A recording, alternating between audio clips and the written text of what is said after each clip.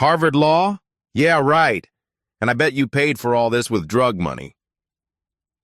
Officer Derek Mitchell's words sliced through the morning rush hour at Boston's Financial District Station. 22-year-old Maya Johnson freezes, her fingers still poised over her MacBook Pro. Commuters stop mid-stride.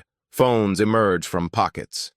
Maya closes her laptop with deliberate calm, her charcoal business suit a stark contrast to Derek's aggressive stance. Officer, I earned everything through scholarships and academic achievement. Derek steps closer, invading her personal space. Sure you did, sweetheart.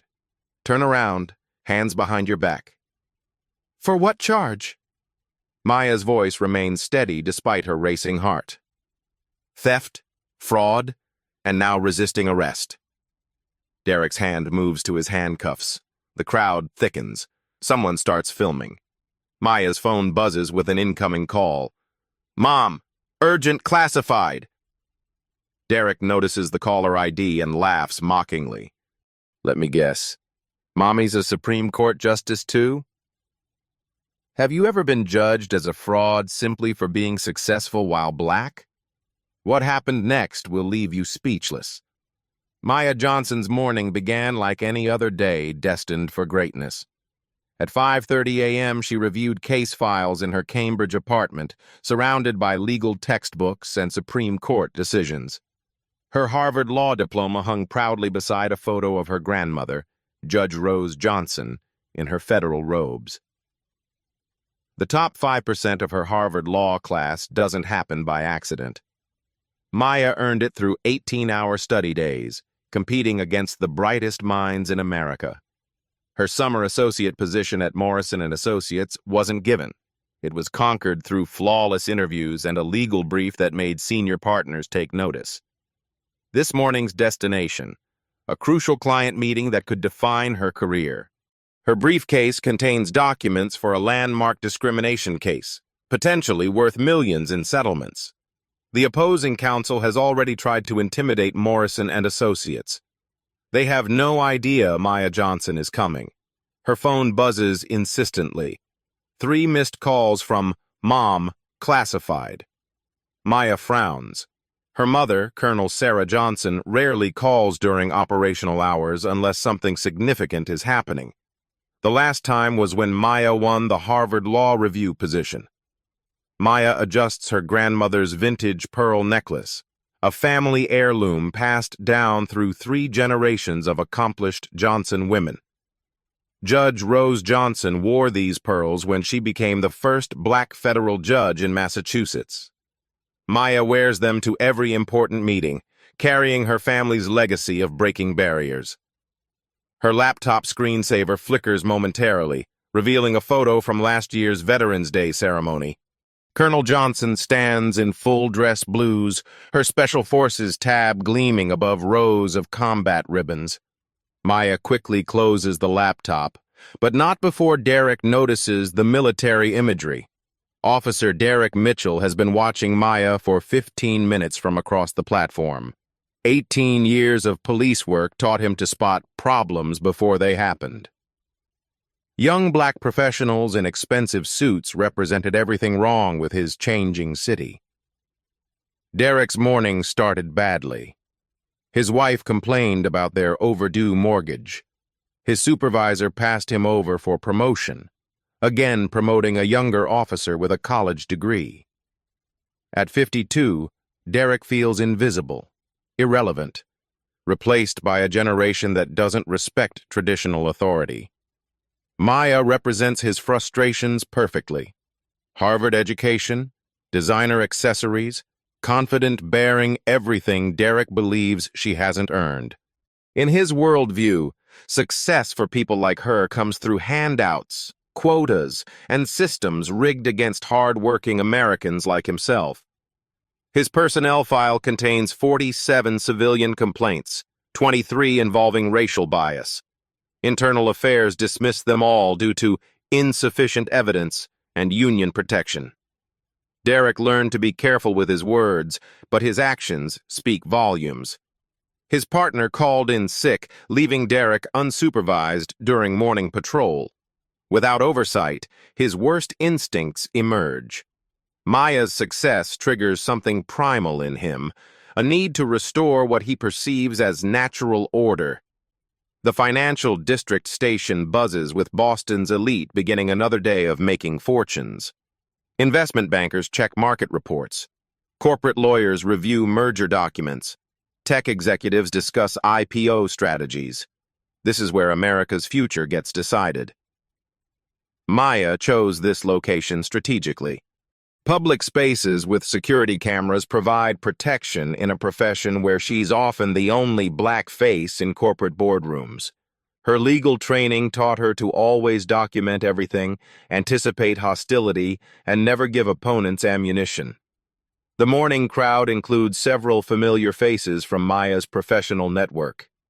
Michael Brooks from Goldman Sachs recognizes her from Harvard Business School networking events.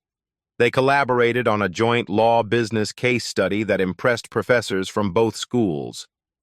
Patricia Williams, senior partner at competing law firm Bradley & Associates, knows Maya's reputation.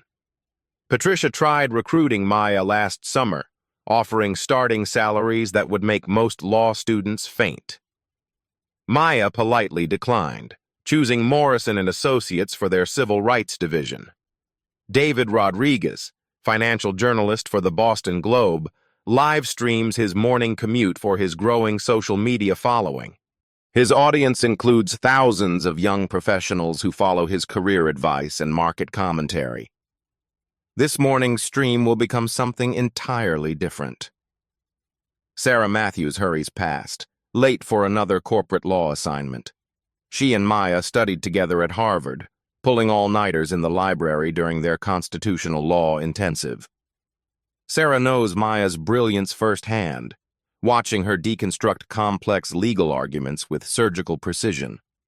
These witnesses represent Maya's professional world-educated, accomplished, influential. They understand her achievements because they've walked similar paths.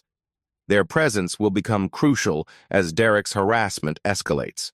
Maya's briefcase contains more than legal documents. Her federal court clerk certification opens doors at the highest judicial levels. Her letter of recommendation from Senator Elizabeth Warren carries political weight. Her Harvard Law Review membership card represents academic excellence recognized nationwide. But Derek sees none of this. He sees expensive accessories on a young black woman and assumes criminality. His worldview cannot accommodate the possibility that Maya earned everything through merit, sacrifice, and exceptional ability. The military decal on Maya's briefcase tells a story Derek doesn't bother reading. 3 generations of Johnson family service: World War II, Vietnam, Iraq, Afghanistan. Judge Rose Johnson met her husband at a USO dance in 1945. Colonel Sarah Johnson commands elite special operations units. Maya carries this legacy of service and sacrifice. Her Cartier watch was a graduation gift from her mother, purchased with combat pay earned in classified operations, protecting American interests worldwide. The Louis Vuitton briefcase came from her grandmother, bought with the first paycheck from her federal judgeship. These aren't symbols of fraud, they're symbols of family achievement. Maya's morning ritual includes reviewing her presentation one final time. Morrison & Associates trusts her with their most important civil rights case because her legal analysis consistently exceeds senior partner expectations. At 22, she's already being courted by Supreme Court justices for potential clerkships. Derek approaches with predatory confidence, convinced he's about to expose a fraud. His supervisor will praise him for catching a sophisticated scammer in an expensive disguise. The commuters will thank him for protecting their neighborhood from undesirable elements. Maya senses the approaching confrontation, her legal instincts sharpening. She's faced hostile opposing counsel in federal court, aggressive partners during case reviews, and skeptical professors during oral arguments. But police harassment represents different dangers: personal safety, not just professional reputation. The station's security cameras capture everything from multiple angles. Maya notices their positioning, her legal mind already building documentation for whatever comes next. She opens her phone's recording app discreetly, a habit developed from studying civil rights cases where video evidence proved crucial. Derek stops directly in front of her, his intimidating presence designed to establish dominance. The surrounding commuters slow their pace, sensing drama about to unfold. Phones emerge from pockets as people recognize the tension building in this ordinary morning scene. What happens next will transform Maya's carefully planned day into something that changes her life forever. Derek's interrogation begins with calculated aggression. "This bag costs more than most people make in a month. Where'd you really get the money?" Maya maintains her professional composure, drawing from years of hostile depositions and aggressive cross-examinations. "Officer, I earned everything through academic scholarships, merit-based awards, and legal internship compensation. I can provide complete documentation if necessary." Documentation can be faked. Derek moves closer, deliberately invading her personal space. The intimidation tactic works on most people. Maya isn't most people. "Stand up. We're going to have a conversation about how a 22-year-old affords luxury goods." Maya's Harvard law training kicks in automatically. "Am I being detained or am I free to go?" The question hits Derek like a slap. Most people submit to his authority without question. Maya's legal knowledge threatens his control over the situation. His face hardens with resentment. "Now you're getting smart with me?" Derek's voice carries across the platform, attracting more attention. "Turn around. Hands behind your back." "For what specific charge?" Maya's voice remains steady, but her heart pounds. She knows her rights, but rights mean nothing if the person with power chooses to ignore them. "Suspicion of theft, money laundering, and now resisting arrest." Michael Brooks steps forward from the crowd. He recognizes Maya from their Harvard networking events, knows her reputation for academic excellence. "Officer, I know this woman.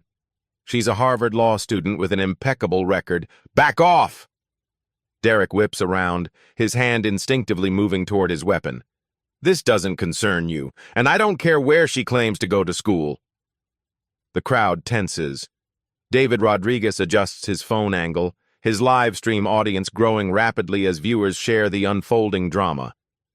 Comments flood in. "This is insane. She's clearly a professional. Cops gone wild." Maya sees the phone's recording, her legal mind automatically cataloging every violation of procedure and constitutional rights.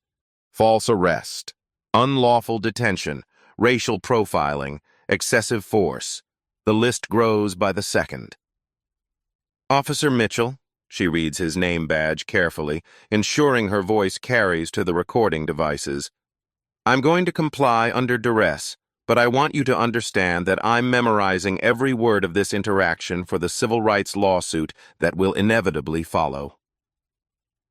Derek forces her hands behind her back, the metal cuffs clicking shut with unnecessary tightness.